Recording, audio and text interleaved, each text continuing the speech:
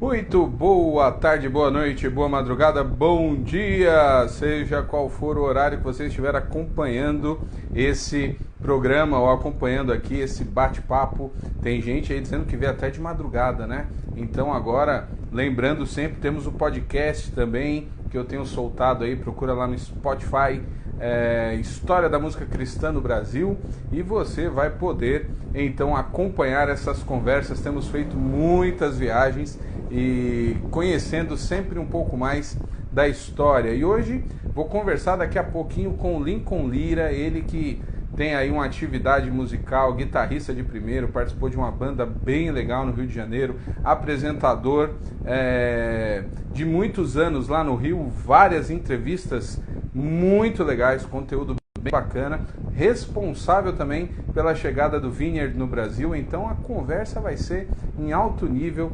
Pois é, né? Finalmente agora sim uma É, conversa pelo Instagram e quero agradecer desde já, seja muito bem-vindo aqui a esse bate-papo que tem pensado e descoberto muita coisa na história da música aqui no Brasil, né? Então, a grande alegria poder contar contigo hoje.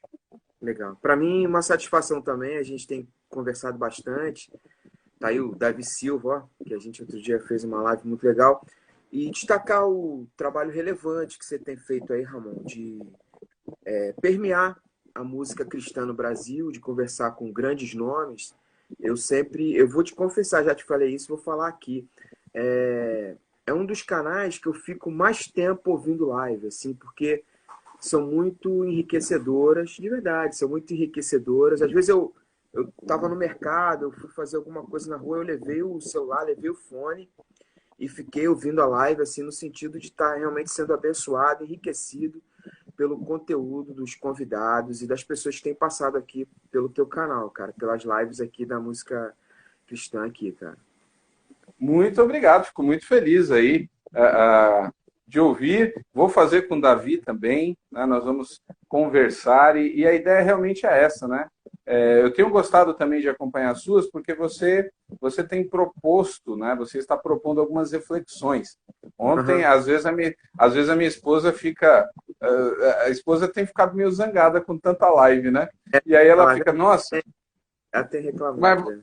mas você vai ficar agora meia-noite e eu estava acompanhando a tua com o Cris. Eu falei, não, peraí que o papo aqui tá bom, deixa eu ouvir mais um pouco. Então, muito bacana, Lincoln. E eu quero começar com a pergunta básica, né, que eu tenho feito Uhum. aí para os convidados. Como é que a música surgiu na tua vida? Como é que ela cruza com o evangelho aí e você vai desenvolvendo seu trabalho? Eu nasci num lar cristão, né? Eu sou quarta geração de evangélicos na minha casa. O meu bisavô, ele é de uma geração assim dos primeiros batistas convertidos no Brasil, assim, pelos missionários americanos e tal. Então, eu tive uma infância, um envolvimento com igreja e musicalidade muito jovem, né? E aí, com todo aquele envolvimento de adolescência e tal, minha tia também, que me ajudou a me criar, ela era pianista, pianista sacra. Então eu tinha assim a música sempre muito perto. Minha mãe também era uma participante muito intensa dos corais, né? Então, e ela era, até hoje, né, ela tem uma musicalidade muito intensa, assim, ela tinha muitos discos de MPB lá em casa, assim, apesar dela ser também evangélica de berço, ouvia MPB, ouvia Ivan Lins, assim, Chico Buarque, essas coisas. Então, eu desde muito jovem fui enxertado, assim, com uma musicalidade dentro de casa. E a partir disso, eu comecei a me envolver com música na igreja, né? Na igreja, tipo 13, 14 anos para 15, eu comecei a me envolver e formar banda e tal, e aprender o instrumento e tal. E aí foi um negócio que, cara, não parou mais. Eu me lembro que da minha geração, a maioria da galera, assim, foi parando e eu fui ficando. E da música eu fui pra TV por causa de música e me envolvendo mais e tal. E não parou mais, assim, desde muito jovem, esse envolvimento com música, entendeu? Ah, ok. E quando você começou a ouvir, assim, aí no Rio de Janeiro, você é carioca, né? O que é que Aham. você curtia? O que é que foi te despertando a musicalidade, assim, as suas referências? Cara, assim, eu não gosto. Você já percebeu minhas lives, assim, meu jeito, assim, a galera me conhece bastante. Ontem o Alex falou: não, você é muito peculiar nisso. Eu não tenho mais aquelas respostas e perguntas na caixinha, né? A verdade é que eu fui beliscado pela música black dos anos 70. A verdade é essa. Não tem nada a ver com igreja. Inclusive, eu peguei uma certa ojeriza com coral. Acho chato pra caramba. Com exceção de alguns corais maneiros, que a gente até falou do Rob Nascimento, alguma coisa do Kirk Franklin, black, dinâmica, que o Brasil, difícil. O raiz coral tem alguma coisa e tal, mas é muito assim, superficial, perto do que eu gosto de coral, porque eu peguei ojeriza. Eu ouvi tanto cantor cristão que eu não aguento nem mais olhar para o cantor cristão de tão chato que é aquilo.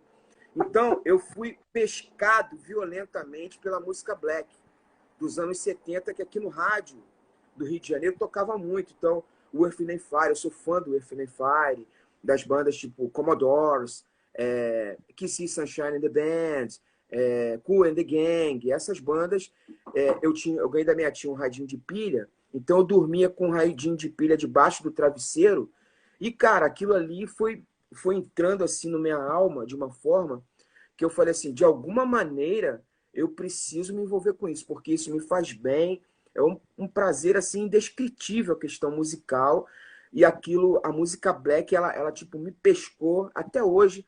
Se você perguntar, Lincoln, o que você escuta? Eu escuto música black, cara.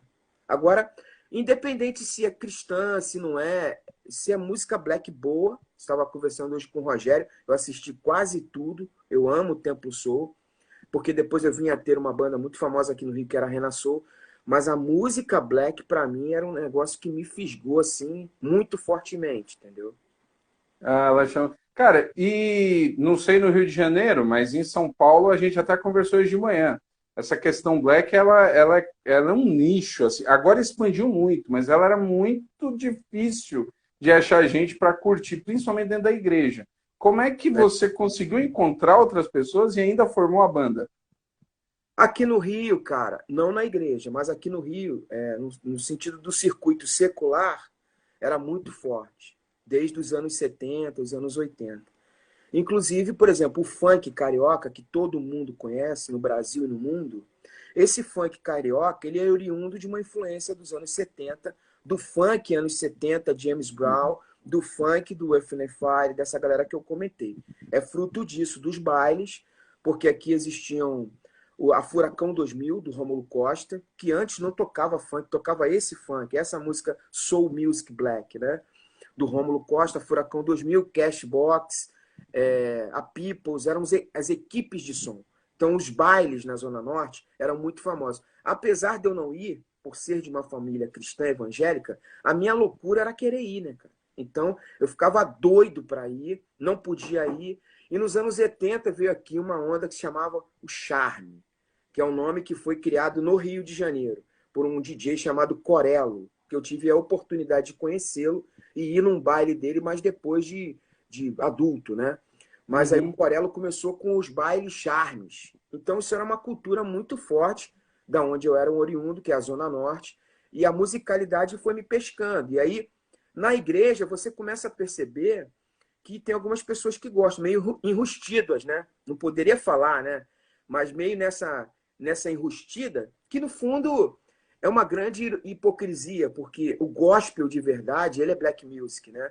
Conversando com o Jetro esses dias, não sei se você viu, eu fiz 3 lives com o Jetro da Silva, que tocou com a Whitney Houston, e ele acha que, por exemplo, o nome que a gente usa de gospel é um desrespeito com o gospel, porque o gospel de verdade é black. Ele não é essa diversidade do que a gente coloca no mesmo pacote do gospel aqui, o rock Christian, o Christian rock, a Christian music, ele acha um absurdo, porque realmente o gospel ele é oriundo dos vocais spirituals, dos corais negros, do blues, do jazz, e aí vem toda a influência church, da igreja, né? Então a gente tinha uma galera meio enrustida, e aí eu vim morar aqui em Jacarepaguá, que é uma região bem distante, e eu conheci uma galera que curtia muito música black, né? E eles eram influenciados por um cara que tinha tocado com todo mundo da geração black do Brasil, que é o Paulo César Barros, o baixista do Renato e seus Blue Caps, mas que ele gravou com Tim Maia, gravou com Cassiano, gravou com todo mundo da black antiga. E a influência do PC fez desses meninos ficarem muito muito soul. O som dos caras, a gente tocava na igreja, tudo virava soul. E aí a gente um dia teve a ideia de formar uma banda, e eles queriam até fazer uma banda mais pop. Eu falei, cara, a gente tem que fazer aquilo que a gente curte tocar.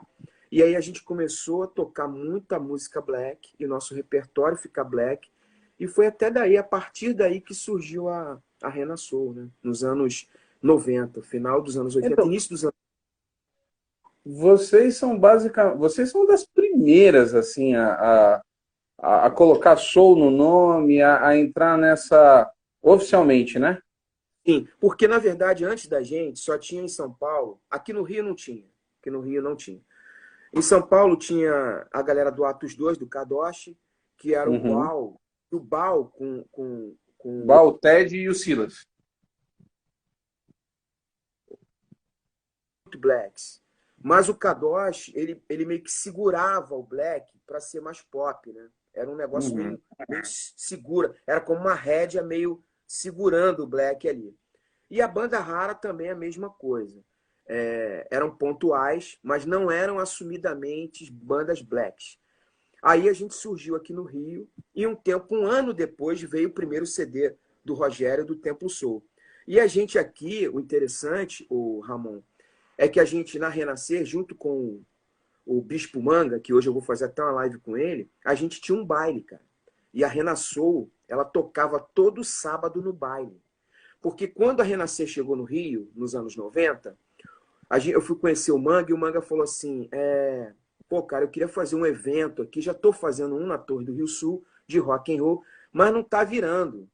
Eu queria fazer um negócio na praia, o que tu acha que vira aqui? Falei, não, eu vou te levar num lugar que você vai ver o que vira aqui. Aí levei ele na Lapa, que a Lapa aqui é um centro cultural de música muito intenso, de samba e de música black. Quando ele viu aquilo, ele falou, epa, eu falei, não, o Rio é isso aqui. O Rio não é rock and roll, o Rio é black e samba, meu irmão. Aí ele falou, então a gente vai fazer um baile. E naquela visão bem evangelística que a Renascer tinha, lá Uhum. atrás, do tempo dos SOS da vida, do tempo do surgimento do próprio G3 do resgate, o Manga vinha com essa carga missiológica violenta no seu ministério. E aí a gente começou um baile. E aí a Renasceu, cara, tocava todo sábado, o baile era lotado. Todo sábado. Vinha gente, cara, de outros municípios, assim, Petrópolis, 2 horas de viagem. Vinha gente de Nova Iguaçu, 1 hora e meia de viagem. De todos os cantos do Rio de Janeiro, crentes, para curtir o baile gospel na época, que depois virou aqui um evento chamado, hoje chama Gospel Night. Mas no início, Ah, ok. Gospel Night. Eu lembro dos CDs, só que era bem mais eletrônico quando começou os CDs. eletrônico, então, mas o start, o embrião, foi a gente que começou, eu que fundei, e era baile, charme, gospel, na Barra da Tijuca, todos os sábados. E, cara, era um negócio assim, tinham cultos de jovens que terminavam, tipo, sei lá, 10 da noite, 10h30. O baile começava meia-noite. Era nesse nível, cara. E aí a Renasceu, ela surgiu muito fruto disso, e isso foi bem intenso, né? Agora, a minha vida musical, um pouco antes, era de igreja, né? De envolvimento com louvor e adoração de igreja, né? Entendi. Quando você começou a se envolver com essas questões que você mesmo falou, até com baile, com manga, como é que foi? Você teve problema, assim? Teve uma galera que Problema, torceu? problema demais, mano. Porque a Renascer era um telhado de vidro para tomar pedrada, né? É impressionante. Você fazer um negócio diferente no nosso meio, cara, você tem que se preparar para tomar pedrada. Entendeu? Hoje mesmo eu estava conversando com um rapaz, que eu vou fazer a live com ele amanhã, é o Valmar, do Pingo d'Água, não sei se você já ouviu falar. É um cara muito interessante. Eu acho ele hoje o único cara que faz verdadeiramente uma música evangelística. O resto, para mim, tem muita conversa e história comercial. Tem muita hipocrisia no nosso meio. A verdade é essa, entendeu? Então, tipo assim, tem gente que fala que faz, mas no fundo não converte ninguém. Tu vai no evento do cara, o cara não faz apelo. Não tem essa proposta. É musical, eu até respeito. O que eu não gosto é o cara não assumir a parada. É a conversa fiada, entendeu? O único cara que faz, na minha opinião, é o Valmar. Ele tem uma música, por exemplo, que fala assim: o diabo é um maconheiro e o inferno é um grande bagulho aceso. É o único cara que tem coragem para escrever isso. O resto tá fazendo esse tipo de música e tá arriscado eles ficarem justificando que a maconha não é tão boa assim. Tá vendo como é que eu sou polêmico? Porque eu conheço os caras. Eu conheço. Então, o papo é meio esquisito. Então, o Valmar tem essa proposta. E a gente, cara, tinha essa proposta. Era muito evangelística. As conversões eram grandiosas. Assim, um montão de gente se convertendo. Eu conheço gente, por exemplo, até hoje, que se converteu no baile. Isso, para mim, assim, Ramon, é a maior chancela bíblica daquilo que a gente fazia. Entendeu? Porque uma alma vale mais do que toda a riqueza do planeta, né? E a questão Então, dos frutos, né? eu me lembro de um rapaz, o nome dele é o DJ Buquê, e um dia tinha um show do Gabriel Pensador na praia, e de madrugada, eles saindo, era 2 horas da manhã, eles saindo do show do Gabriel Pensador, passaram na frente da igreja e tava rolando o nosso baile, com a Rena Soul. Ele entrou, e ali ele se converteu, e o cara é crente até hoje, entendeu? E assim, era a nossa proposta, assim, uma proposta bem evangelizadora e bem ousada. Agora, o que não para é de gente bater, né, cara? Aí depois que passa um tempo, os caras começam a copiar, fazer parecido. Aí eu acho graça, né? Aí eu acho graça. Né? Eu acho Vira graça. tudo. Eu acho graça. Às vezes eu fico ouvindo alguns caras falarem aí, empunhando uma guitarra. Não vou falar o nome por causa de uma questão de ética. Eu já tô me excedendo muito contigo, Ramon. Mas tem uns caras que punham guitarra hoje e tem um discurso radical a pampa. Mas, cara, esses caras há 15 anos atrás, eles não metiam a mão na guitarra. Não metia. Não metia. E não adianta dizer que metia, que eu falo na cara que não botava a mão na guitarra. Inclusive, os caras eram bateristas e não podia tocar. Eles não tocavam. Agora, hoje é fácil. Hoje é fácil. Agora, eu quero ver no tempo do Janires, que metiam um oveixo na praça e nego tacava pedra. Eles deveriam ser os que tacam a pedra. Hoje é fácil, cara. O cara pega uma guitarra elétrica, liga, mas no meu tempo de adolescente, pô, tu tem que aturar pastor, aturar zelador de igreja. Meu irmão, o que eu aturei de zelador da igreja, apurriando a minha cabeça, você não tem noção. Não tem noção. Eu tinha que Bem coisa de brigar. igreja. Eu tinha que brigar para ter acesso a uma sala para ensaiar. Hoje os meninos não querem nem ensaiar, cara. A coisa mudou muito nesse aspecto, né? Verdade. Hoje, na verdade, a luta dentro da igreja dos pastores é, gente, o equipamento está aqui, o equipamento é bom, a gente quer que vocês toquem, quando é que vocês podem ensaiar? E aí, moleque, a galera põe uma banca do tamanho do mundo para poder ensaiar, como se fosse fazer um favor para a igreja. Isso acontece Hoje, bastante. hoje em Ô, dia. Lincoln, aqui tem o Léo tá aqui, e ele falando que Uhum. ele acompanhou e cansou de ir à meia-noite assistir o baile. Aqui tem, então, o Léo Legal. Sanches aqui, ele curtiu o movimento lá. Léo Sanches, ele conhece a Rena Sul, é colega da minha esposa, mas ele me conhece do tempo antigo. Ele sabe que essas histórias são super verdadeiras mesmo. Entendi. E Eu, hoje, como pastor, às vezes eu tenho até dificuldade de dar aula. Às vezes, pô, Nico, você pode dar aula? Até posso, mas eu sinto tanto desinteresse pela juventude, pela nova geração, que eu nem me empolgo em dar aula de guitarra, de violão, porque são poucos que se interessam em estudar, cara. Impressionante. Na minha época, era um negócio que a gente tinha que lutar para poder ensaiar, para poder fazer, para poder. E inverteu tudo, cara. Impressionante. Como há um desinteresse pela capacitação, pelo aprofundamento, pelo mergulho mais intenso, sabe? É muito, muito diferente hoje. É muito diferente, entendeu? eu fiquei curioso, eu entendi um pouco você fez um panorama rápido da questão do Black nos Estados Unidos, né? Eu sempre não tenho essa vivência, fui de São Paulo a vida inteira, hoje estou no Nordeste, eu conheço muito pouco do Rio, só o que Uhum. estoura nacionalmente mesmo, né? E eu nunca entendi por que que o funk carioca tinha o nome de funk. Eu sempre falei, cara, isso é um insulto. Então Na você verdade, falou, eu entendi só. esse, na verdade, esse funk é oriundo dessa música Black que eu te expliquei. E ele vem com uma batida que eles chamam de Miami Beach. É a batida de Miami Beach, entendeu? Então, com o início do R&B americano para o mundo, esse R&B começou a invadir a música black também aqui no Brasil. Junto com esse R&B, uma das facetas do R&B era o Miami Beach. É uma batida de Miami. Essa batida de Miami ela foi absorvida pela cultura das favelas cariocas. A partir de alguns grandes DJs que usavam essas bases, o funk ele emplacou. A partir dali, ficou só o Miami Beat, e aí com as suas variações, que hoje, inclusive, ele vai invadindo o pop, né? Um fenômeno como a Anitta, como foi o... Esqueci o nome dele, o Naldo, o Naldo Sim, Bene. não, é isso aí. Foram os primeiros produtos que é uma produtora que tem aqui no Rio, chamada Camila Fialho, que ela é uma das grandes responsáveis por essa fusão do funk, que era meio gueto, que era só de baile, para ele ir para a televisão e para ir para o grande cenário pop do Brasil que a gente vê hoje. Mas esse funk é oriundo disso que eu te contei, entendeu? Entendi. Eu queria a transição do que vocês faziam ali no início dos anos 90, meio dos anos. O Manga ele vai em 98, é quase final dos anos 90, né? Que o Manga vai para o Rio de Janeiro. Ele começa aqui tipo 96, 97. Aqui no Isso. Rio. Essa transição desse black, do soul, para essa questão mais eletrônica que vai resultar no Gospel Night, por exemplo, a festa. Essa transição, eu lembro do o primeiro do Gospel Night, eu lembro, foi uma novidade grande. Eles tinham até eles tinham as misturas, né, no CD, faziam lá, era um negócio assim muito maluco. Mas como é que ficou tão eletrônico em tão pouco tempo?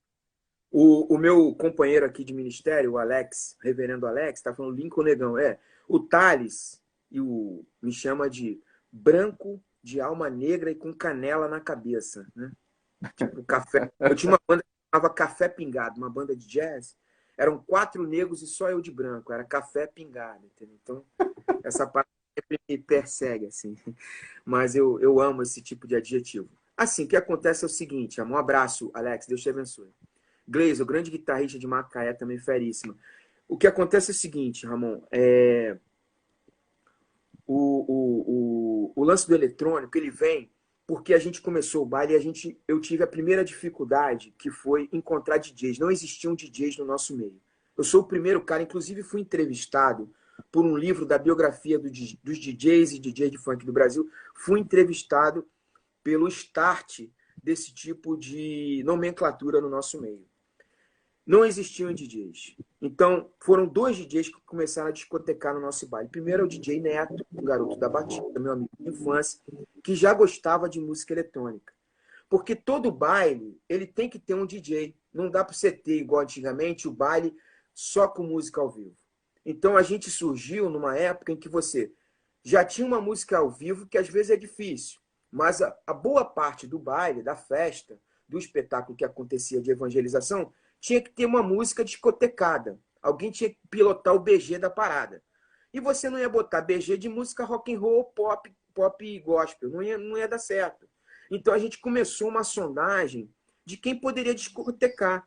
Então tinha o DJ Neto e tinha o Thiago Caribé, que era o batera da gente, filho do saudoso baterista Cláudio Caribé, que foi o cara que colocou o Jethro na Berkeley, o cara que tocou com Steve Wonder. O filho dele era batera, tocava com a gente na Vineyard Rio, e lá na Renascer, já do tempo de Renascer, tocava com a gente. E o Tiaguinho era DJ, e eles começaram. Só que quando eles começaram, o que aconteceu? Começou a pintar no Rio que já existiam DJs aqui na parada, entendeu? Aí tinha um DJ na comunidade Zona Sul e pintou o Marcelo Araújo, que é o DJ oficial do Gospel Night. Aí a gente começou a fazer com que eles participassem. E aí o DJ, ele cumpre essa função de influência. O que o DJ faz? Todo DJ, ele é um... Porque até a nomenclatura DJ, ela vem da música black. Ela vem de mestre de cerimônia e tal. Tem o MC, que é o mestre de cerimônia, e tem o DJ, que eram os 2 caras que... Eles eram os garçons do baile, os caras que apresentavam... Disco jockey, não é isso? Disc jockey e o MC, que é o mestre de cerimônia. Esses 2 caras eram caras importantes nos bailes blacks antigos. Muito bem. Esses DJs, cara, eles começaram a ser uns caras muito influentes de música eletrônica. E aí, Rafael Oliveira, isso mesmo, Edu. Edu também um camarada baixista feríssimo. Eu acho que ele tá falando Rafael, mas o menino lá da comunidade Zona Sul que tinha DJ, eu acho que era Rafael. Acho que ele era o batera da comunidade Zona Sul. E aí, esses DJs, cara, eles têm uma influência de eletrônico violento e eles começaram a inserir o eletrônico, e chega uma hora que o baile, a festa, ela começa uma demanda do público pela música eletrônica. Eu me lembro de conversar com o... meu filho está na área aqui, o Lincoln Felipe também, que está morando em Portugal. Ele participou disso tudo, era pequenininho. Então, o que acontece? Esse eletrônico começou a ser inserido pelos DJs, porque até o público ele começou a demandar, porque a vida noturna no Rio de Janeiro foi influenciada pela música eletrônica. Então, a música eletrônica ela tinha que ser inserida e acabou. Os últimos bailes gospel que eu fui, eles tinham dois ambientes. Eles tinham um ambiente eletrônico e eles tinham um ambiente black music. E a maioria das músicas ao vivo continuavam ainda no ambiente black music. Então, não fazia ideia disso. Esses bailes começaram no ambiente da Renascer com o Manga. Com o Manga. Comigo, eu dei a ideia pro Manga e a gente começou isso aí. Isso aí começou em 97, 98. Mas a Renascer continuou com isso? Continuou debaixo do guarda-chuva da Renascer? O Manga até sai hoje? da Renascer.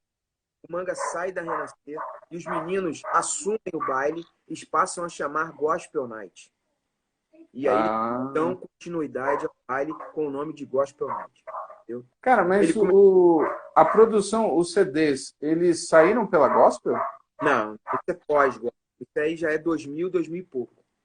Já é pós... A Gospel finaliza, a Gospel Record finaliza suas gravações mais ou menos 99 e 2000.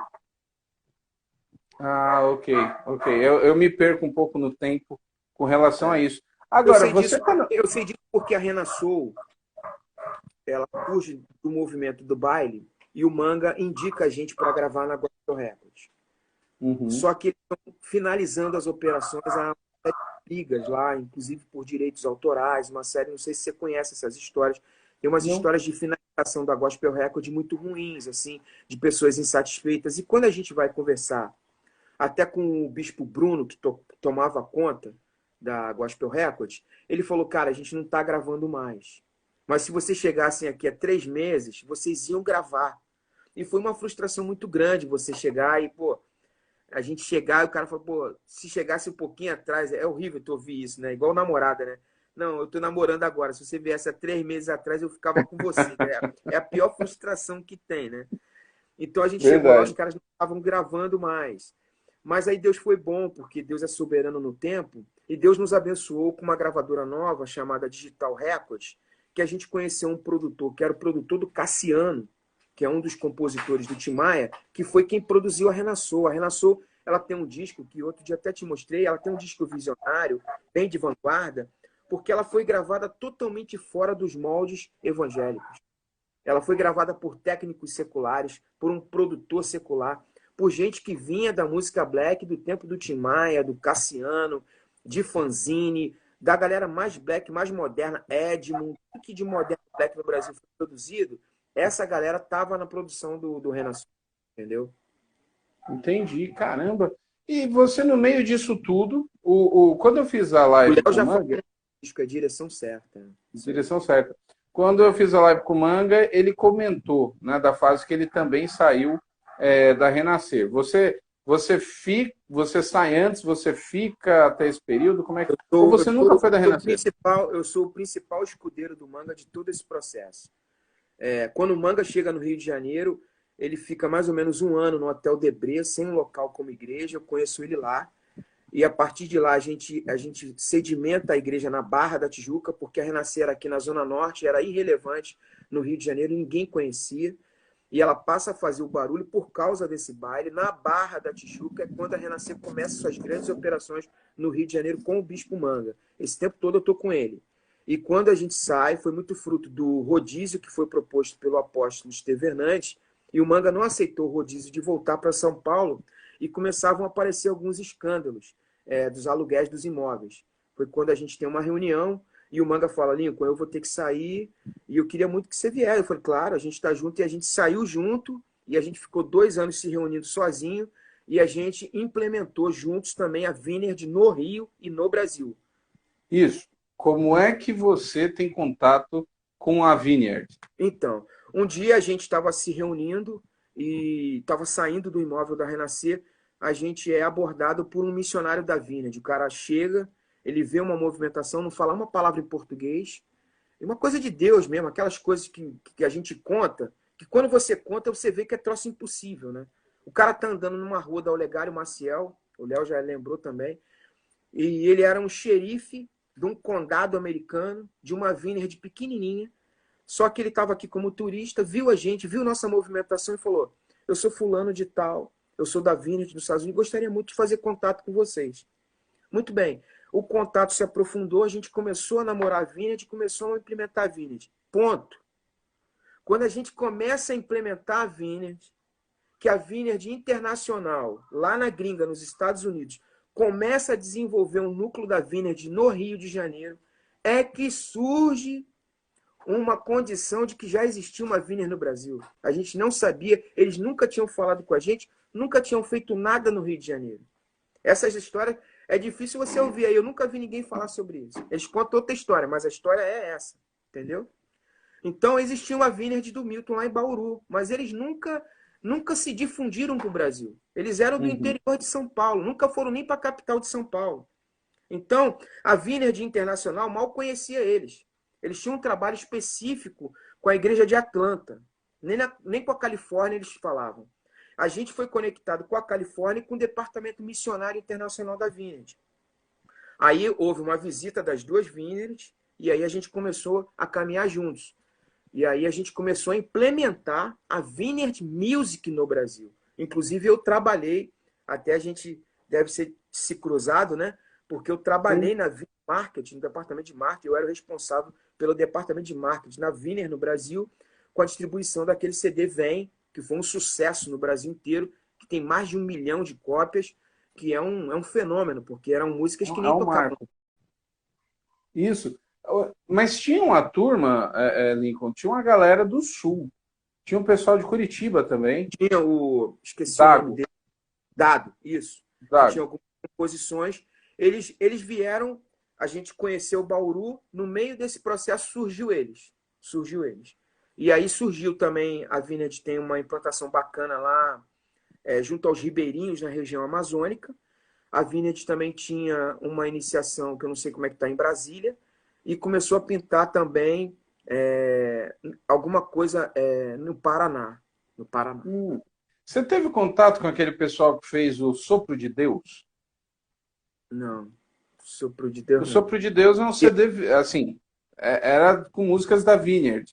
Porque em Vencedores Mas chegou primeiro o Sopro de Deus. era o Dado fez, é isso?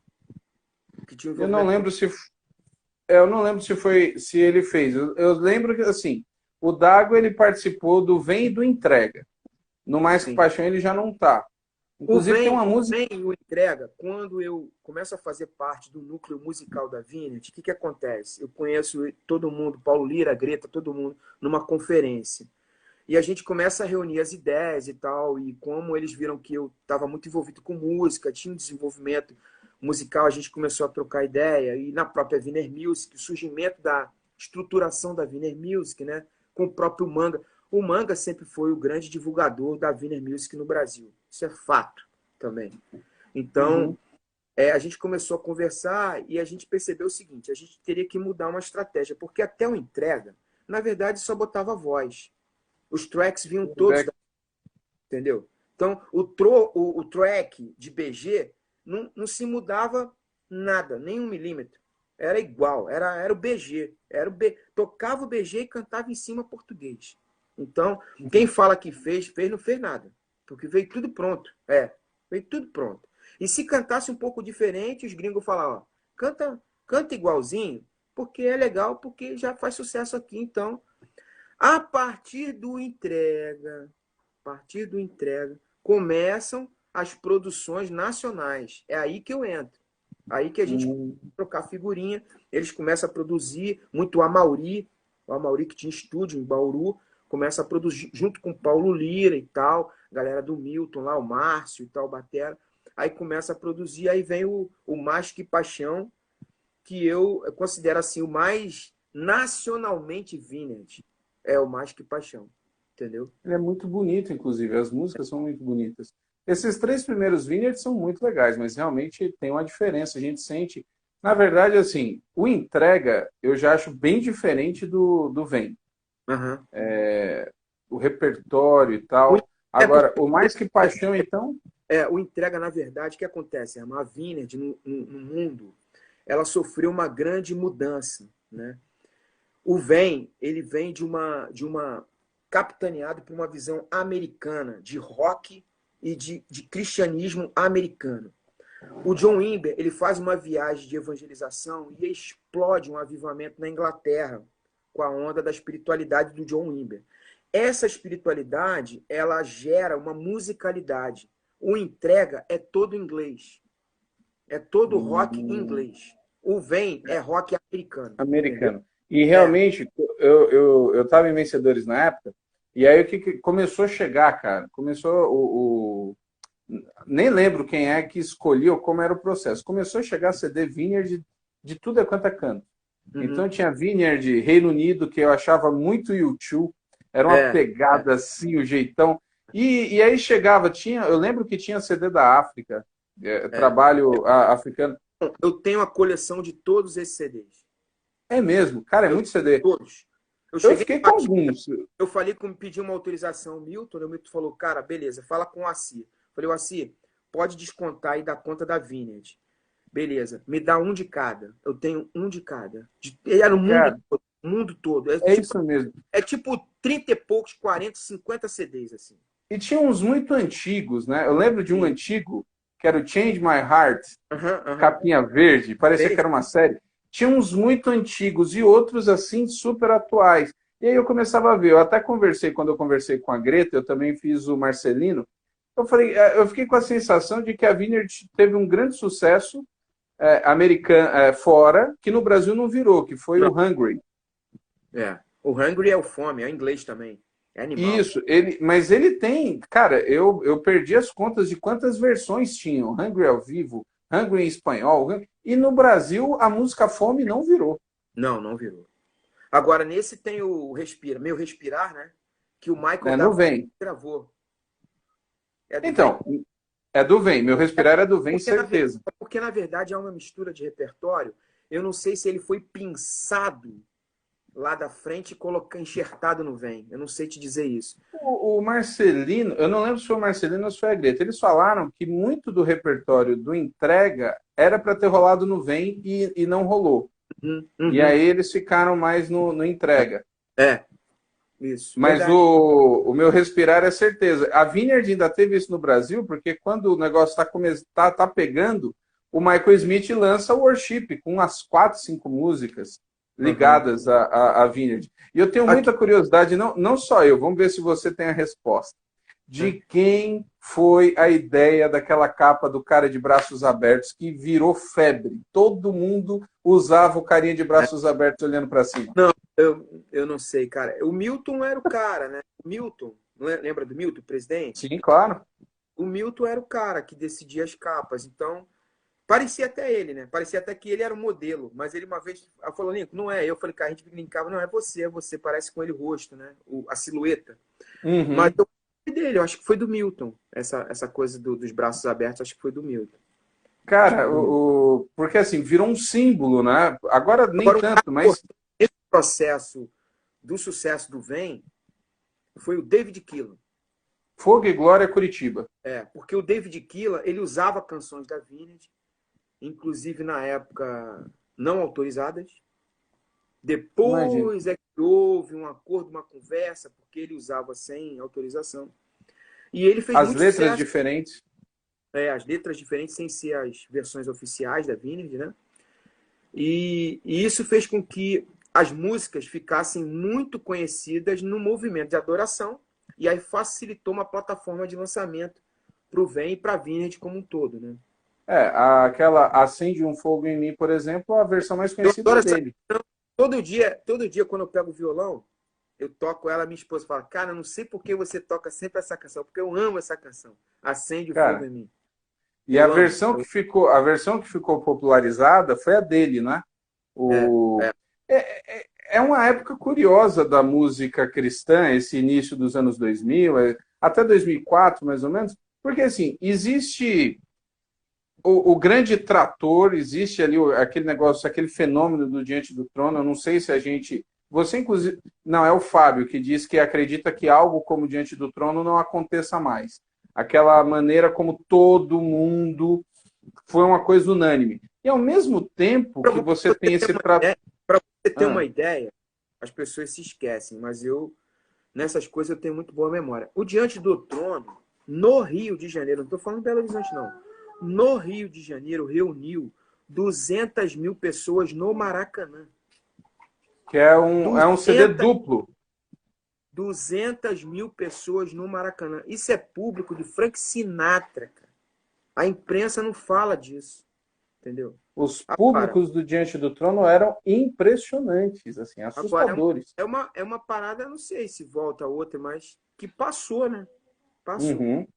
Mas Passou. ao mesmo tempo que você tem esse rolo compressor que foi, cara, você tem muita coisa boa da época que também vendia bem, que também era. Você tem Inclusive, Vineyard, David Keelan, Toque no Altar. inclusive eu tenho a ousadia de te dizer, por exemplo, que Senhor Te Quero, que talvez seja a música mais famosa da Vineyard no Brasil, uma das mais famosas no mundo, mas no Reina em Brasil, mim, eu acho que Reina em mim e Eu Te Busco, Senhor Te Quero é, são pau e a pau.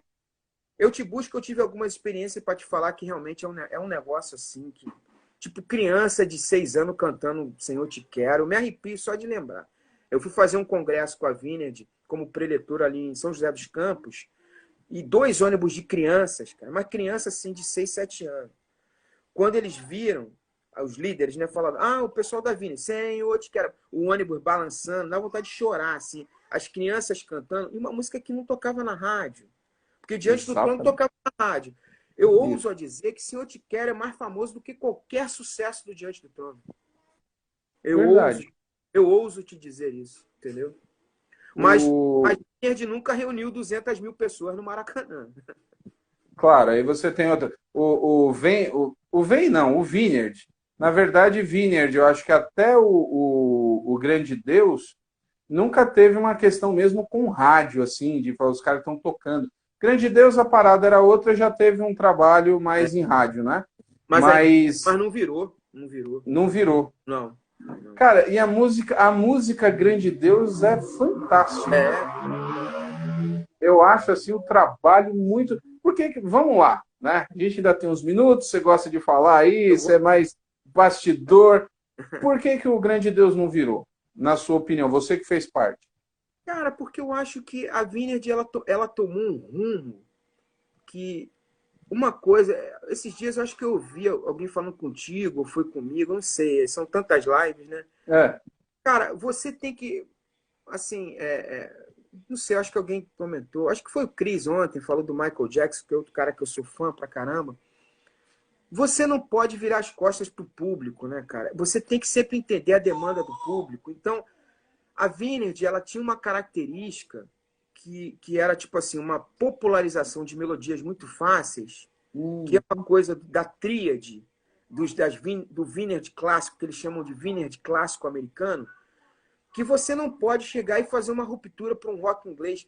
Se aquilo que eles lançaram lá, que você lançou lá, fosse lançado hoje, talvez encaixasse no worship inglês que está rolando agora. Mas você fazer essa ruptura com o público é complicado. Você tem que ter a sensibilidade da demanda do público, entendeu? Tem que ter essa sensibilidade. É quando eu pergunto uma vez para o Clóvis Espinho, mas como é que ninguém explica a Deus faz sucesso? Ele falou, porque, cara, eu consegui perceber que havia uma demanda na sociedade dessa coisa de explicar Deus. Tá todo mundo ateu, todo mundo querendo falar sobre Deus na mídia de uma forma geral, e essa música ela fala com crente, com não crente, com ateu, com todo mundo. Então, entender essa demanda do público é algo que o hitmaker, o profissional da música, o artista, ele tem que estar conectado, né? É aquela coisa do Milton Nascimento, quando ele fala, o artista tem que estar onde o público está, sabe?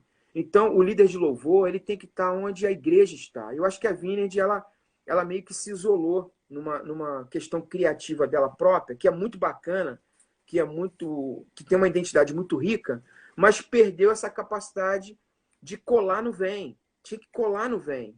Colar no vem. Porque ali são canções de 3 acordes que eu, por exemplo, toco elas até hoje no meu grupo aqui em casa, porque são canções que funcionam, cara. São canções que funcionam. Aquilo ali é uma Muito. fórmula de Deus. Aquilo não é negócio de hitmaker comercial. É uma coisa que aquilo tem a ver com a acessibilidade da adoração. E eu acho que a Cara, Vineyard colocou isso. e o CD, o Vem, foi tão feliz que até a sequência, cara, a sequência de abertura do CD, É, Vem, Reina em Mim, Senhor Te é. Quero e Meu Só Respirar. É só pancadão. Cara, Uma vez, até hoje é é, sequência. eu recebi na minha casa o presidente da Vineyard Music Mundial, Jeremy, o nome dele, no inglês. Uhum. E ele é um cara muito sábio, ele foi diretor executivo da EMI e ele detinha o contrato do Pink Floyd. Era um cara top. E ele fez questão de ficar um dia na minha casa. Recebi ele na minha casa. Um inglês muito simples, a Vineyard tem essa despretensão, esse jeito, né? Despretensioso, simples, humilde, bacana, que eu sempre amei. E eu carrego isso até hoje, porque fui discipulado pelos caras da Vineyard. E o Jeremy, eu perguntei ele no carro. Um dia eu saí com ele de carro, fui levar ele num restaurante. Falei, cara, Jeremy, eu queria te fazer uma pergunta. Por que essas músicas fizeram e fazem tanto sucesso no Brasil se elas não tocam na rádio? E são músicas assim gringas, traduzidas, não são da nossa cultura. Ele falou assim, cara, é simples. É o seguinte, essas músicas elas fazem sucesso aqui porque o Espírito Santo ele não tem fronteira. Essas músicas já foram cantadas pelo Espírito Santo em outras nações e elas revolucionaram os Estados Unidos e toda a Europa, a partir da Inglaterra. Então, a partir disso, o Espírito Santo ele não tem essa fronteira de país. Ele quer ser acessível, porque o grande pilar, a Vineyard na adoração, ela tem alguns pilares, que eu fui Sim. muito sedimentado nisso. Mas o que eu queria falar aqui, que é um principal disso que a gente está tentando responder, chama-se acessibilidade. É a coisa ser fácil, entendeu? É você tocar fácil, grupo pequeno toca fácil, qualquer líder de louvor toca fácil, qualquer pessoa canta. Você canta uma vez, quando a música volta, a igreja já canta o coro. Isso chama-se acessibilidade. Isso não é, como alguns falam, pobreza. Não, isso é riqueza. Riqueza de acessibilidade. Então, esse é o grande resposta para esse sucesso das canções da Vineyard no Brasil. Verdade. Tem algumas, enfim, o Vem Esta é a Hora é o grande trabalho da Vineyard no Brasil, é o grande marco. Mas tem algumas músicas que foram lançadas depois ali depois daquele, no DVD, tem o DVD Vem 10 anos. Cara, depois tem um dos mais bem feitos trabalhos, assim, dos anos 2000, que é o Hangar. Você trabalhou no Hangar? Não, eu trabalhei na pré-produção do outro, do de 10 anos, mas De 10 anos. inclusive eu ia tocar, porque eu gravei a Laços de Amor, né? Eu até botei no post as guitarras, eu gravei. Eu ia até gravar, mas aí eu acabei. Houve um problema e eu não dei continuidade e não participei do Hangar. Mas a ideia das participações, dos feats, tem uma influência minha de defender isso, porque isso na Vineyard era totalmente bloqueado. A É Vineyard, mesmo. a Vineyard no início não queria a participação de ninguém. Queria ser. Cara, são muito boas. Queria uma identidade. E eu era um dos maiores defensores, porque o David já cantava. Então, nada mais natural do que chamar o David. Claro. Então, por exemplo, o chamar o Juninho foi a proximidade do Manga. Nossa, cara. Entendeu? E ficou assim de uma maneira. Essa é outra música. Eu ia citar duas músicas Vineyard, que também foram assim um fenômeno. Quebrantado é uma música. É uma música assim. Assim, aí você vê a tradução do que eu estou te falando. Quebrantado, você sabe de que é Quebrantado, essa canção? Não Quebrantado é um lembro. cara chamado Jeremy Haddle. Jeremy Ah, Haddle, ok. que é da Bethel Church, que é do Descend. É o nível do cara. É Esse é o isso aí. autor de Quebrantado. Entendeu? Então, É uma música que pegou. E a outra é o que eu ia citar, que eu lembrei bem disso, que tem a cara do Vem, não está no Vem, foi feita 15 anos depois quase, mas é aquela que tem a participação do Juliano Som, a Tão Profundo, que é outra música, assim, fácil. Você escuta uma vez, cara, você canta, você tá lá, você tá fazendo. Tem esse desenho, até quando eu vi a primeira vez, eu falei assim, nossa, ela parece que é do repertório do Vem Esta é a Hora, o estilo, a pegada, né? Então, uma canção, essa Tão Profunda, cantada pela igreja brasileira toda. Sim, são músicas que a Vineyard não repetiu mais o que foi o Vem. Quem tá aí pode falar mais do que o Oacir. Não, tá aqui, entrou, né? Ele sabe muito também, lembra? Passei muitas coisas aí nessa época. Mas então, não repetir, mas ela tem esse desenho, é uma música que tem ali, vamos dizer assim, esse DNA do que foi o Vem naqueles anos, né? E a gente ainda tem uns minutos, e eu não falei de algo, o Lincoln, que é uma marca tua. Como é que nesse meio, saindo dos bailes da Renascer, entrando no trazendo o Vineyard para o Brasil nesse aspecto, né? Você ainda entrou na TV, até o Defan participou aqui, disse que assistiu muito programa seu em São Luís. Como é que o Vavá entrou aqui também? O Vavá é um monstro também. Um abraço, Vavá. Vavá Rodrigues, que eu fiz uma live com ele no sábado. Como é que você foi parar na TV? O programa ele fazia Brasil inteiro, era forte em São Luís e Imperatriz, que é outra cidade importante do Maranhão, né? Você está no Maranhão, sim, né? Sim. Eu estou no Maranhão. Imperatriz é uma cidade importante, não é? É a segunda, é São Luís, Imperatriz, e se eu não me engano, a cidade que eu estou hoje que é Timon. Entendi. A Imperatriz é gigantesca. O programa era forte. Tinha até uma banda de reggae lá, não sei o que, 7. Esqueci. Aí talvez o Defan participe. As bandas do Maranhão eu não conheço tanto. Eu passava os clipes deles lá, maneiro pra caramba.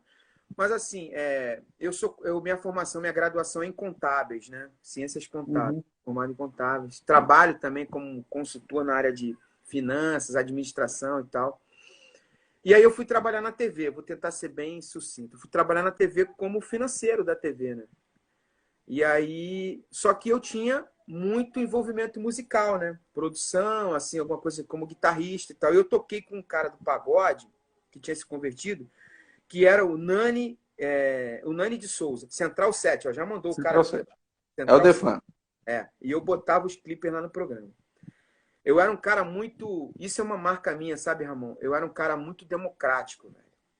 E isso eu falo com muito orgulho, porque a gente colhe o que a gente planta, entendeu?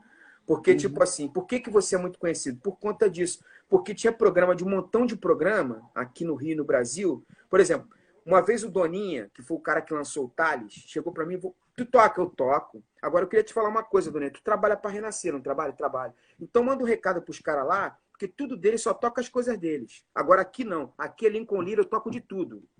Entendeu? Porque no nosso meio tem essas paradas. O cara levanta o negócio, só toca as coisas deles, cara. Então tudo as rádios ligadas às gravadoras que só tocavam as músicas das próprias gravadoras. A minha direção, a Câmara da Assembleia de Deus, era muito democrática e muito sensível a essa diversidade. Eu tinha a maior liberdade de tocar tudo. Então, uma parada lá de São Luís, como uma banda Central 7, que de repente não estava no grande centro, tocava comigo, porque era legal, era bacana, eu fazia tocar. Mas aí te explicando, eu estou trabalhando lá no financeiro, um dia nos corredores é um encontro, o Nani. E o Nani, ele é o primeiro Bozo. E ele foi diretor do Silvio Santos, cara. Ele foi um dos criadores do Qual é a Música. Cara, ferão de TV. Ferão de TV. Primeiro Bozo, teve banda de pagode, um cara famosinho, famosaço de entretenimento. Ele se converteu e estava trabalhando na TV, eu não sabia, como diretor. Ele me via nos corredores e falou, ué, Lincoln, tu tá por aqui? Tu tá fazendo o quê? Tá fazendo jingle, gravando alguma coisa? Eu falei, não, tô trabalhando no financeiro. Pô, no financeiro? Cara, tem que pagar as contas. Vida de música é muito instável, né? Então, tô aqui correndo atrás, pagando os boletos da família e tal. Pô, legal, bom saber. No outro dia, ele me chamou para almoçar. Vamos almoçar? A gente trocou uma ideia, ele ficou me olhando, me analisando. Mal sabia eu. Ele chegou pro diretorzão de programação, ele era diretor de núcleo. Ele chegou pro diretor de programação e falou assim, a gente tem um cara aqui que sabe tudo de música.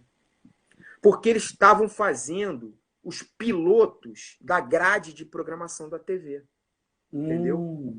E ele falou, a gente tem um cara que a gente está procurando um apresentador, tem um cara aqui que eu acho que ele é um verdadeiro personagem, parece um boneco. Porque uma vez eu encontrei umas crianças numa igreja, aí a outra tocou a outra assim, falou assim, e ele fala. Ele parece um bonequinho, né? Então o Nani teve essa sacada e falou pro cara, um dia o cara me chamou, e ele falou, pô, Lincoln, é verdade que você manja de música? E aí tem aquelas coisas que acontecem na nossa vida que parece que abre um portal, né?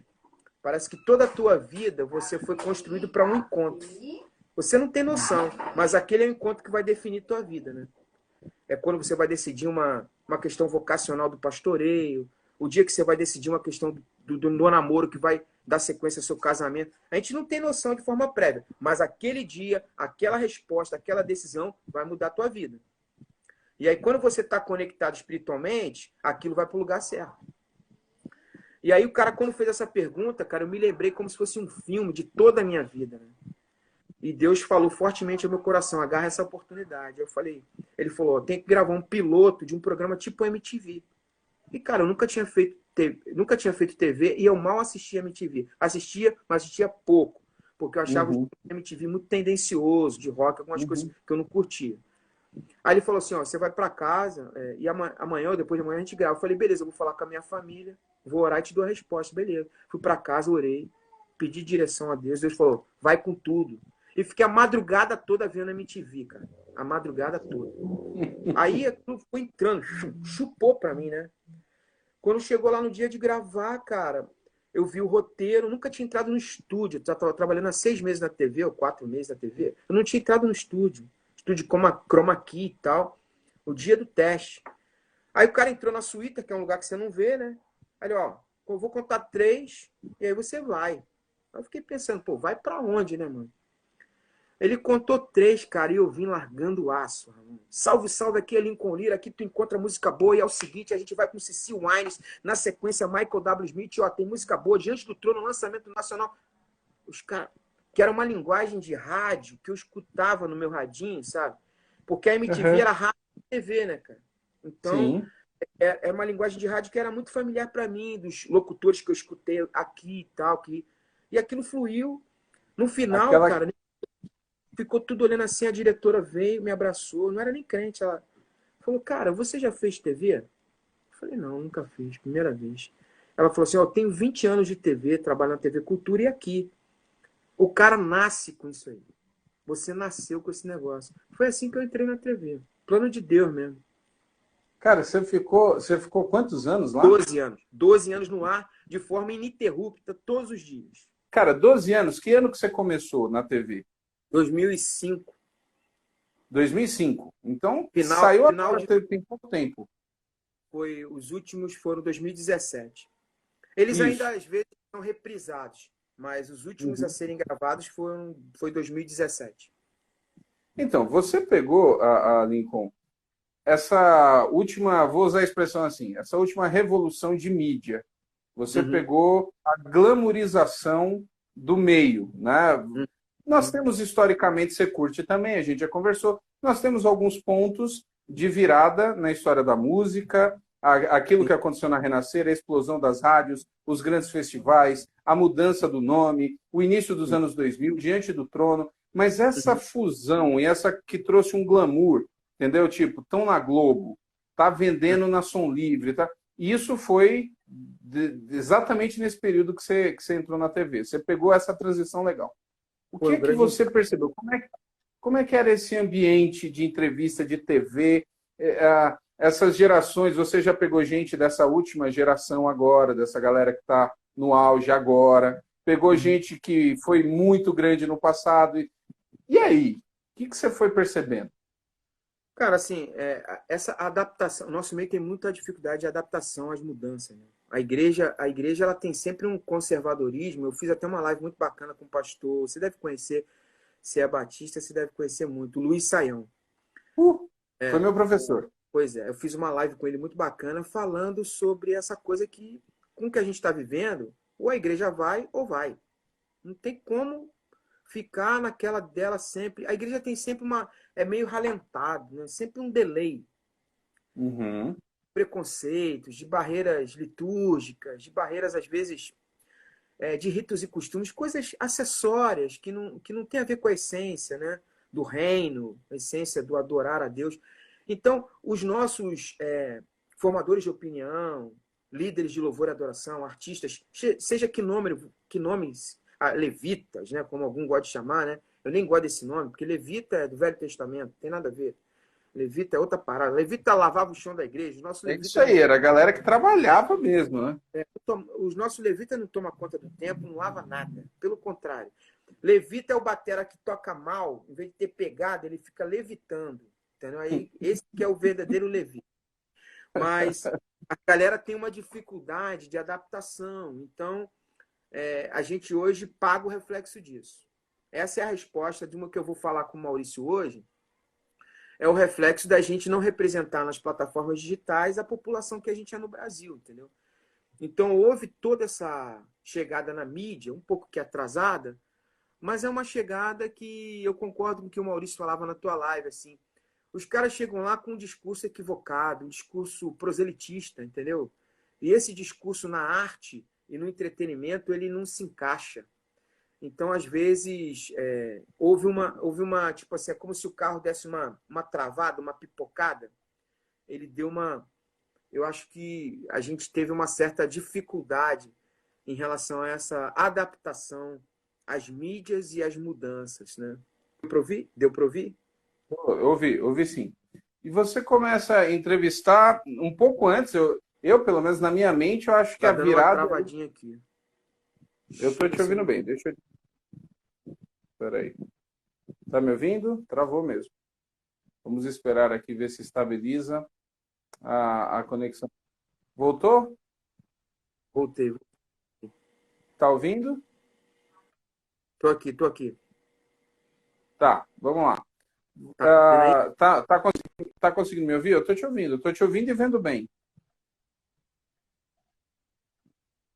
Tá, Tá dando parece que uma tá. travada no teu áudio.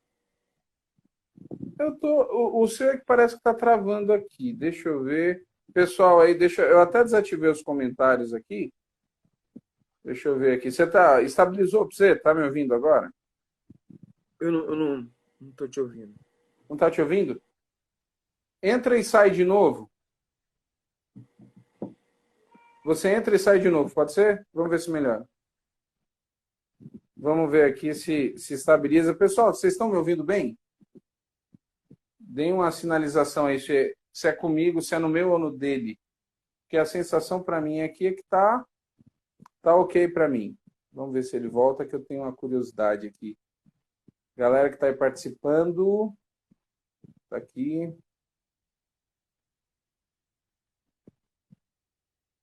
Vamos ver agora. O pessoal pode escrever aí se está chegando bem o meu. Será que vai agora? Agora vai. Melhorou? Melhorou. Muito bem. Beleza. Na minha ideia, eu acho que a virada ali é por volta de 2010. É mais ou menos o que eu penso. Uhum, Você começou antes. uhum. Então, como é que foi ali? Quando você entrou, qual que era a percepção que você tinha do cenário da época? Então, é meio que o final do auge do físico, né? E eles começam a entrar na mídia e é o que eu estava comentando, eles entram meio patinando. Então, eu me lembro, por exemplo, do casting da Som Livre. Era Ludmila Feber, Azaf Borba, o Davi Sasser.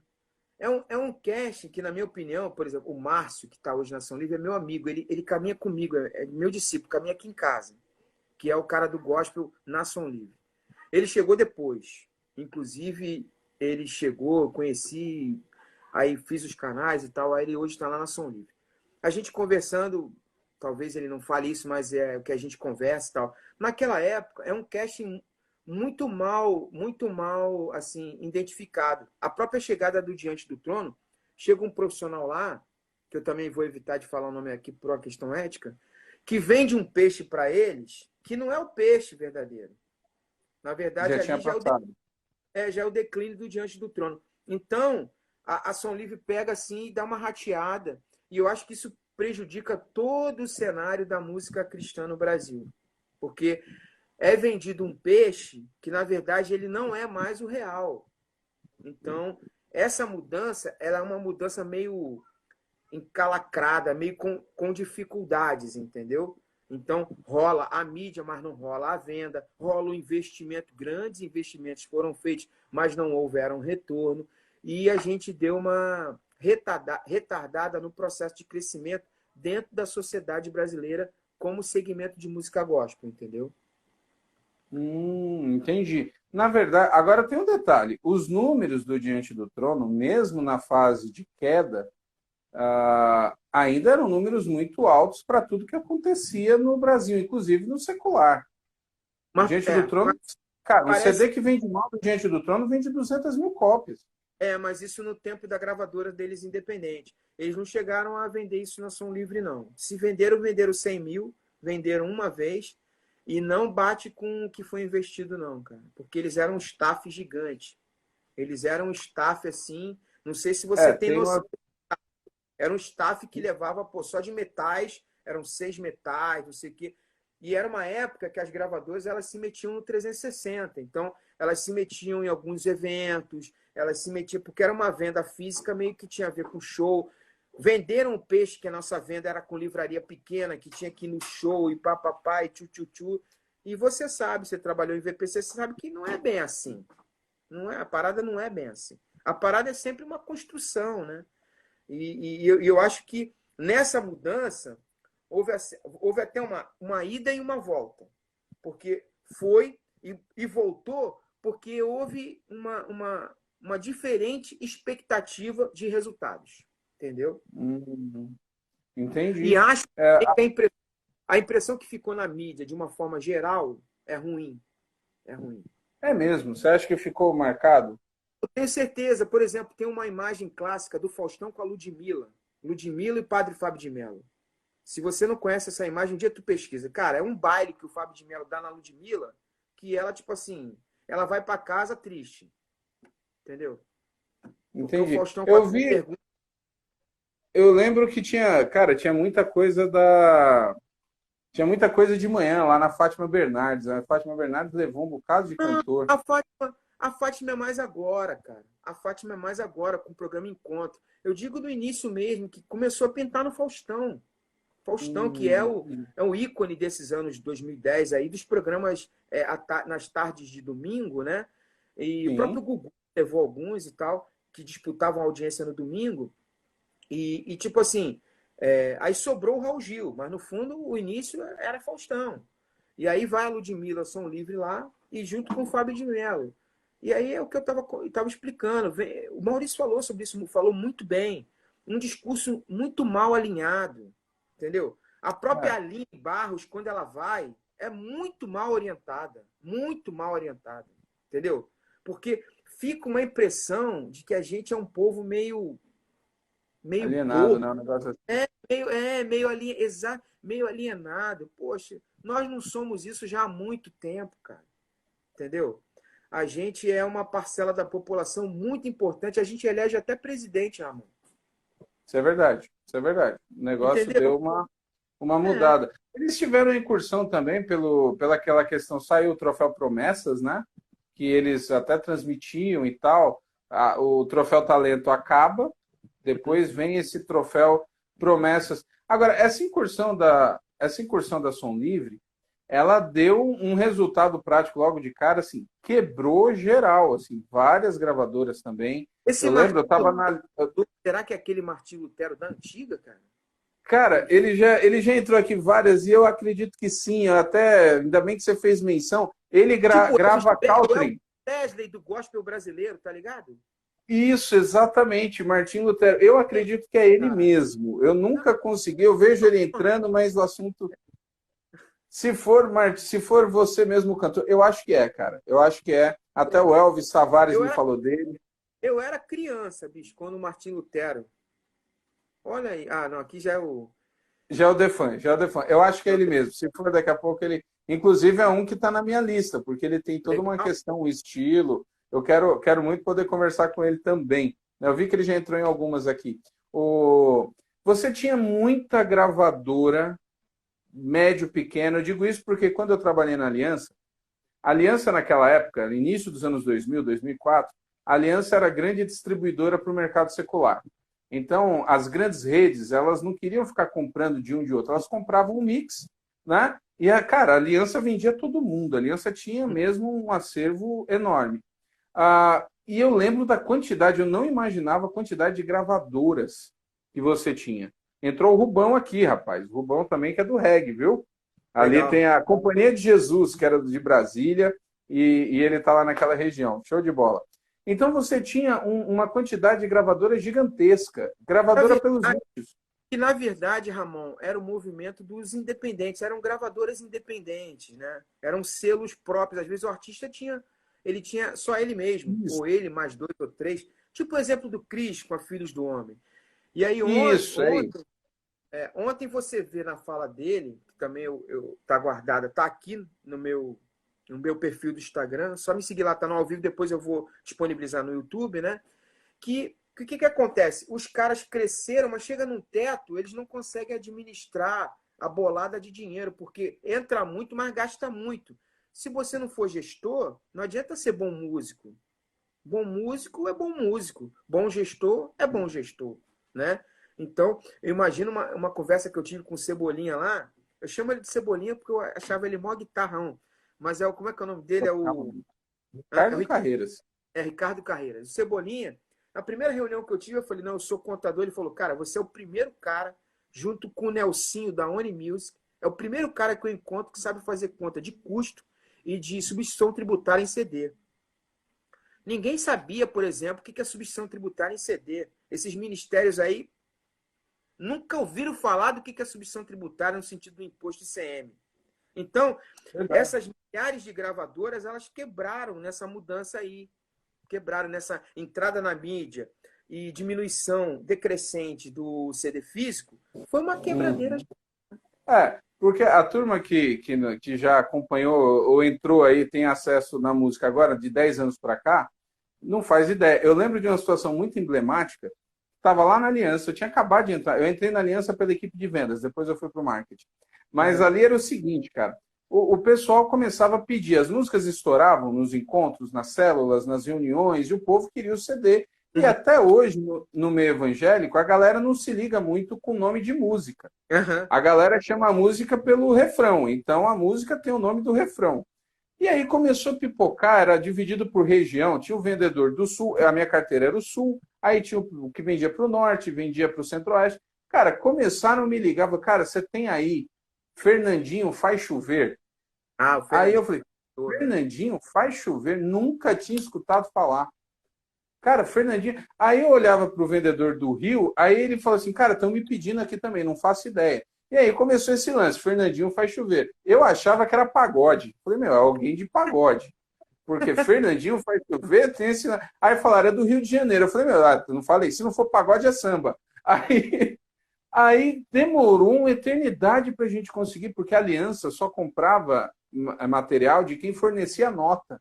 Se você não tinha nota fiscal, a Aliança não comprava. E o Fernandinho, cara, o Fernandinho explodiu aquele sucesso avassalador nele no início, é literalmente por isso. A música caiu no gosto, uma igreja começou a cantar, outra igreja começou a cantar, virou uma febre. E demorou para a Aliança poder vender porque não tinha estrutura, você não conseguia. Então o pessoal fazia muito sucesso, mas achava que era só gravar o CD. Tinha gente, cara, tinha tiragem que chegou nas primeiras, elas eram assim, elas não vieram direto da fábrica, entendeu? Era como se o CD tivesse sido duplicado mesmo ali, pela demanda alta, os caras duplicaram os CDs. Então era um negócio muito mal organizado. Porque tinha aquela mentalidade de que, tipo, não é empresa, não é comércio, é para o senhor, é ministério. Ministério, E aí você tem esse monte de grupo. Um amigo um da banda, que ele era um gaiato, assim, mas ele falava assim, mas ele não sabia falar direito, era recém-convertido, mas aí a gente brincava com ele e falava assim, é ministério. Entendi. Então, cara, você tinha essa dificuldade, a galera, que você falou, os ministérios, Filhos do Homem e tantos outros, que eles mesmos começaram a fazer os seus CDs e só que aí deu uma quebra. A Conde, quando a Conde cai todo mundo, né? Sarzeda zero lance, né, cara? Eu lembro que a Conde de Sarzedas mudou a data de uma Expo Cristã, cara. Teve uma mudança lá, porque ia ter algum lançamento, alguma coisa na Conde, e aí a Conde não abriu mão de uma data e os caras tiveram que mudar a data. Porque, assim, a Conde era o grande... Os caras iam ver os artistas na Expo e comprar na Conde. Era um negócio impressionante. A Conde era um fenômeno de vendas e de distribuição de CDs, assim, algo do tamanho do que é a capital de São Paulo para a América Latina, né, meu irmão? Um negócio monstro. Exatamente.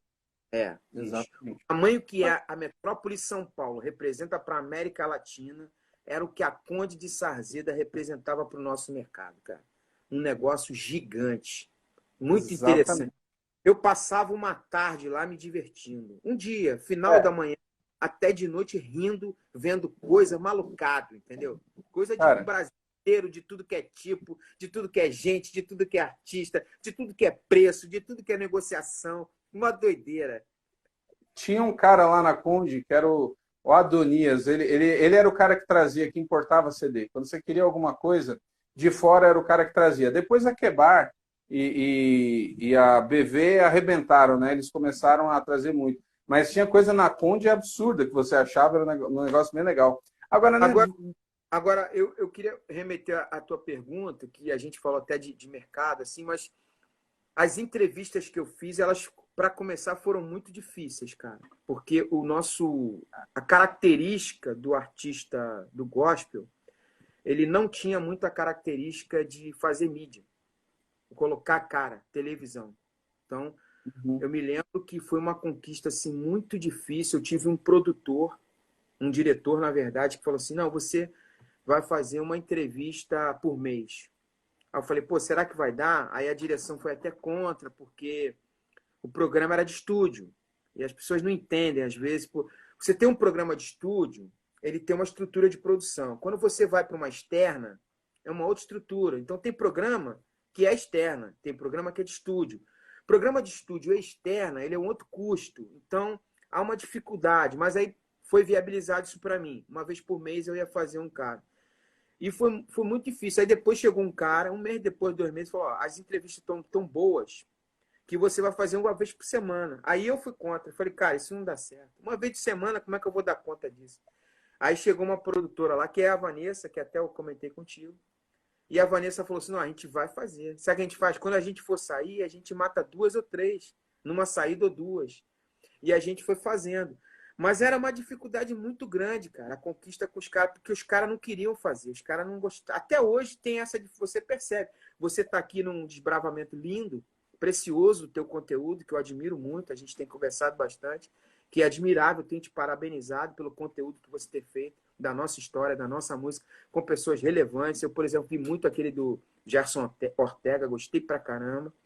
Então, tipo assim, você vê a dificuldade até hoje. Os caras não gostam de mostrar a cara. Porque o Verdade. nosso meio, cara, tem uma coisa, tipo assim, sabe o presidente que não vai no debate para ganhar a eleição?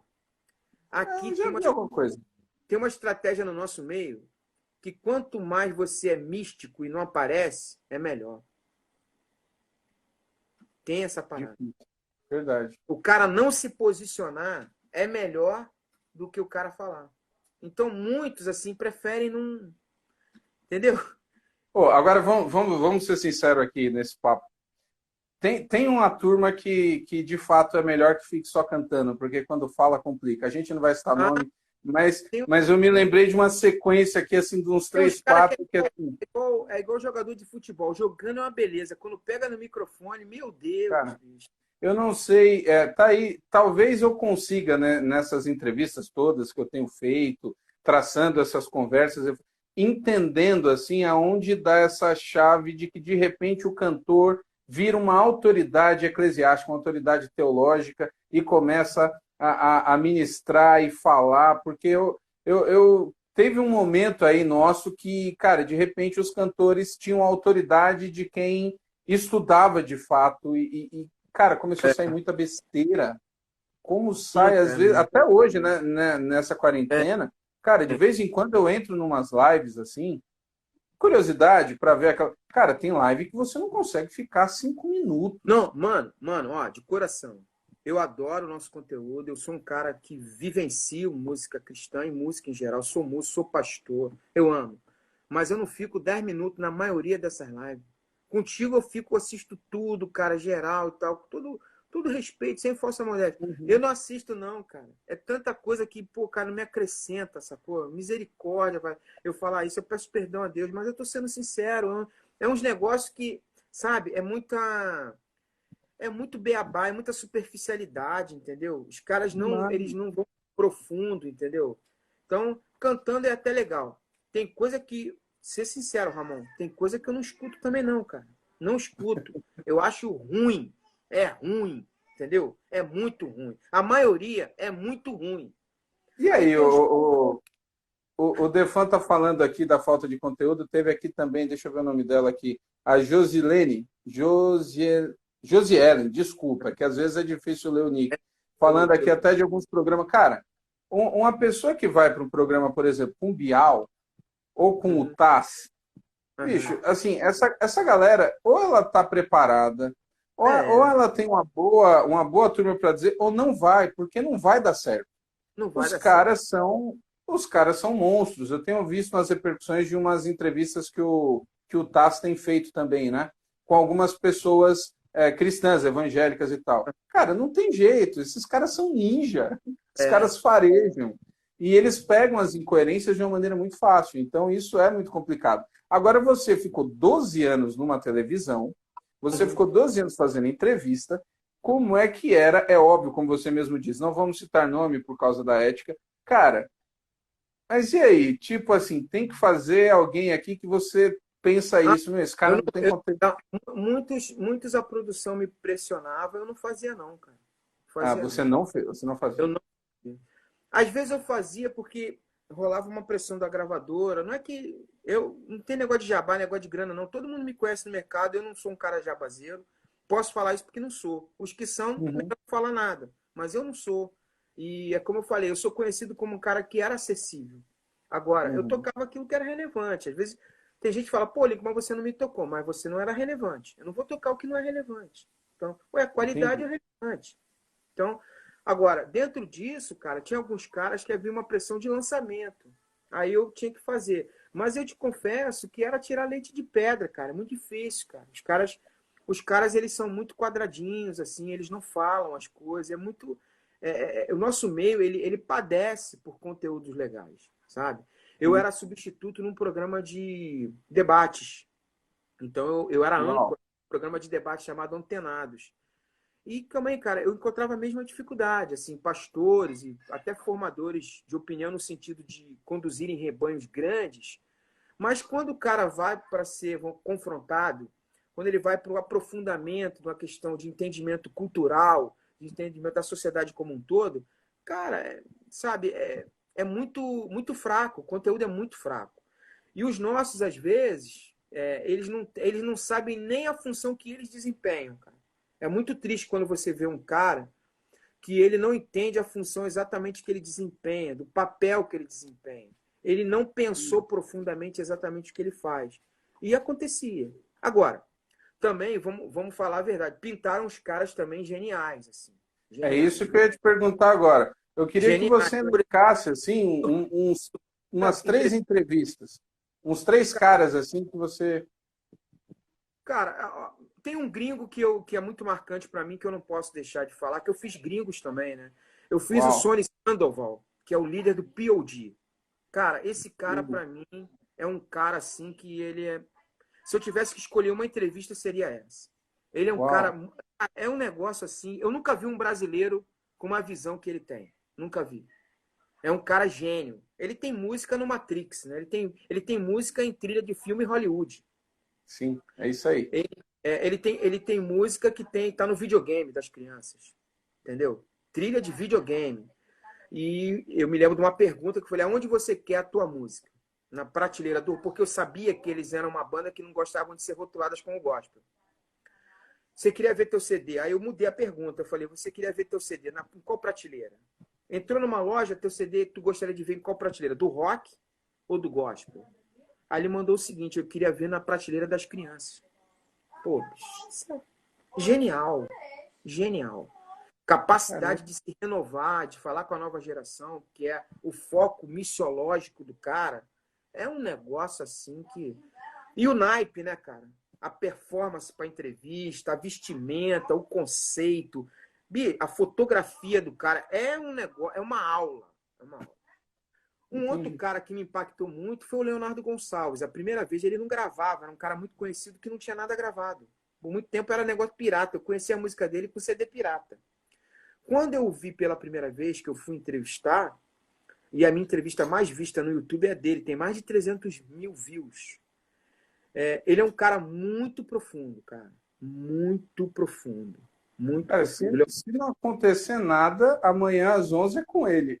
É com ele. Eu me motivei com a tua, marquei uma para sexta. Então o cara vê amanhã Legal. contigo e tira as dúvidas na sexta. Mas Joia. ele é um cara sensacional, é um cara culturalmente muito diferenciado, inteligente e tem uma abrangência da sua música assim muito bacana na sociedade. Dá orgulho de falar assim, ó, o Leonardo Gonçalves é nosso, sabe? Muito bacana. O Leonardo, até o Maurício falou isso na live, ele conseguiu emplacar um CD em hebraico no Brasil, É, um dos mais vistos.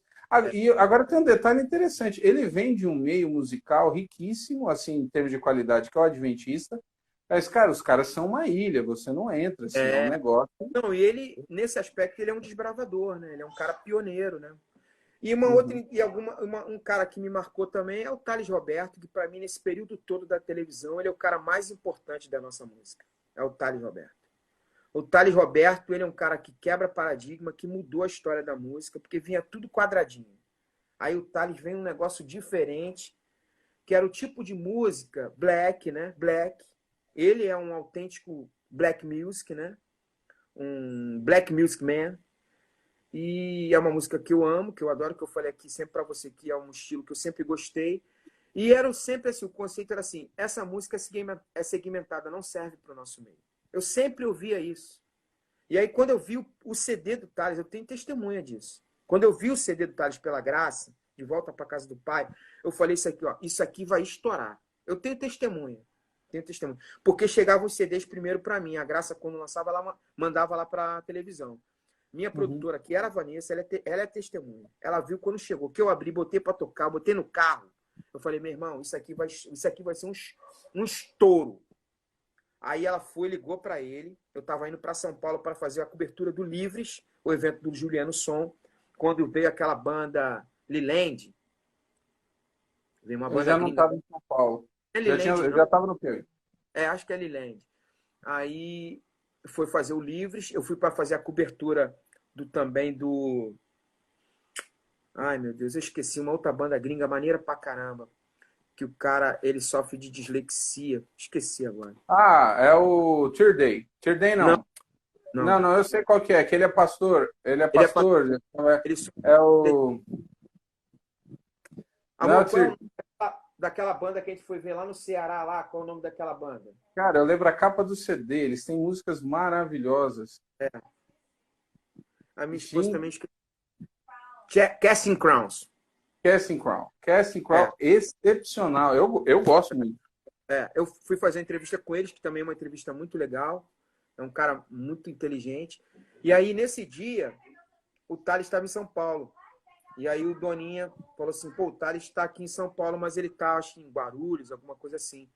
Aí eu falei, cara, eu vim para cobrir o evento. Aí ele, pô, Linho, olha só como é que são as coisas. Pô, faz aí uma entrevista com o Thales, cara, por favor. Falei, mano, eu vou fazer, sabe por quê? Eu vi o CD desse tal de Thales, meu irmão. E o negócio é animal. Traz aqui no hotel que eu vou fazer. Eu peitei a produção, a direção, fui fazer. A partir dali, eu criei uma amizade com o Thales. Ele percebeu o movimento que eu fiz e o próprio Doninha falou isso para ele. Ele não era nada, nada, nada. O CD tinha um mês de lançado. Aí, cara, é uma coisa. Quando eu conheci a musicalidade e o próprio Thales, foi impactante realmente também, porque nesse período da TV, eu não me lembro de nada nesse nível de música, conteúdo, performance, tudo, sabe? O Thales é um showman, é um showman. É um músico excepcional, é um negócio assim. Opa, tá. E Eu, você eu acha. destacaria essas, né? Entendi. Agora vamos finalizar com. Tá dando horário aqui, eu tô vendo. É, você acha. Você viu esse último trabalho dele, essa volta? Esqueci como é que é o nome que ele colocou Vai no passar. CD, O mas último ele clipe. tem. Não, esse último trabalho, de modo geral, tem um nome, eu esqueci. O nome do trabalho, do álbum, já tem De, umas 6 ou 7 músicas. de Qual? vídeo? De vídeo? Ele tem feito os clipes, ele tá indo gravar, ele gravou nos lugares lá, na casa do pessoal, tem os E testemunhos. chama Saudade. Saudade. Cara, assim, eu gosto do Thales. Produzido pelo Alex Balai. Isso. Você já fez a live ou vai fazer com ele? Fiz ontem, tá gravado. Fez ontem, né? Beleza, depois eu vou dar uma olhada. Cara, produção excelente. Tem umas 2 ou 3 versões desse Saudades que eu acho que tá melhor que o original, inclusive. Achei muito bacana. Eu curto esse tipo de música. Eu, mesmo quando deu toda a polêmica. Me dá só um minuto para me botar o carregador aqui, só um minutinho. Tá bom, tá bom. Tá bom. Pode pegar. Vamos ouvindo aqui. O pessoal tá comentando, tô vendo aqui a galera tá ligada, né? Falando aqui do Saudade. O pessoal que entrou depois, tô no bate-papo com o Lincoln, já tem um tempinho, e eu vou subir para o Facebook, História da Música Cristã no Brasil. Isso aqui também vai para o YouTube e também áudio para podcast. Então não vai faltar. Quem está entrando pelo perfil do Lincoln, se inscreve aí no meu também, História da Música Cristã no Brasil. Por favor. História da Música Cristã, porque o Ramon só faz entrevistas de conteúdo muito legais, cara. Você acha que o Thales consegue voltar ao que foi? Não, né? Nosso meio não tem espaço para isso. Mas você acha que ele consegue, pelo menos, se manter numa prateleira, assim... Você falou muito com o Cris ontem, relevância, sustentabilidade, né? Você acha que essa volta do Thales, ele consegue se manter como? Cara, eu acho que ele consegue se manter como um cara de relevância que é significante para o mercado e para o nosso segmento, como um dos caras, porque ele foi o cara, né? Ser o cara ele não consegue mais, mas eu acho que ele consegue ser um dos caras importantes, porque a música dele, o chamado dele é muito forte, e a sustentabilidade ele tem mais do que muitos aqui, porque ele tem uma plataforma na América Latina que ninguém nunca conseguiu. Ele é o único que tem. E eu não estou falando só de música gospel, não. Ele é o único que tem da música brasileira. Então, ele foi afetado? Internacionalmente ele foi afetado? Não entendi. Internacionalmente, ele foi afetado? Não foi. Inclusive, o início grandioso dessa carreira da América Latina é pós o escândalo que houve dos vídeos dele, da fala dos vídeos. É pós, foi depois. Ele já tinha uma iniciação, mas estourou depois, entendeu? Usando o repertório antigo, porque ele foi gravar tudo em espanhol. Mas aí houve um retardamento desses lançamentos, e aí isso foi positivo para o lançamento da carreira dele lá fora. Mas eu falo assim, cara, o que eu tomo de pedrada, você tem noção, cara. É muita pedrada por causa do Thales. Porque eu gosto muito dele. Imagino, porque eu apanho também. Eu imagino porque eu também apanho. Eu gosto, eu continuo ouvindo.